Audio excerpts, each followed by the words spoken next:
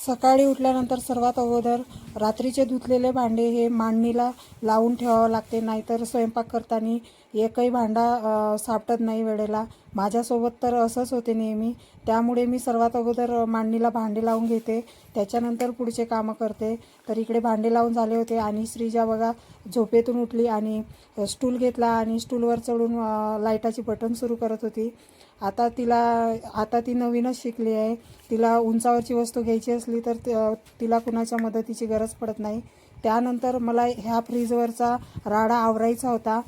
खूप राडा झाला होता, तर तेच माझं इकडे काम चाललं होतं, एक एक वस्तू काढायचं. आणि हा ट्रे पण मला पूर्ण साफ करून घ्यायचा होता. याच्यातल्या ज्या गरजेच्या वस्तू आहेत त्या ठेवून, ज्या गरजेच्या नाही त्या फेकून द्यायच्या होत्या. तर तेच मी इकडे करत होती. आता मी काम करत आहे म्हणल्यावर श्रीजा माझी मदत करणार नाही असं कधी होत नाही. तिला तर थोडंफार का होईना सहकार्य मला करावंच लागते. तर इकडे ट्रे पण पूर्ण रिकामा करून घेतला, स्वच्छ पुसला आणि ज्या गरजेच्या वस्तू आहेत त्या पण ठेवून घेतल्या. आणि ह्या कामाला 2 तास लागले असते आणि 2 तास तर माझ्याच्यानं उभं राहून काम करणं शक्य नाही. त्यामुळे मी हे काम बसूनच करत होती.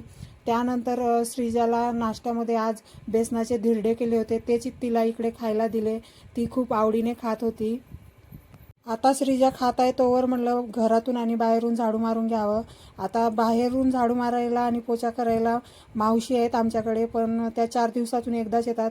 पण मला दारापुढे रोज झाडू मारल्याशिवाय होत नाही, त्यामुळे मी रोज झाडू मारत असते.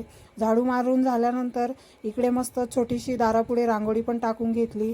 चला मग व्हिडिओ इथंच एंड करते. परत भेटूया नवीन अशा एका व्हिडिओसहित.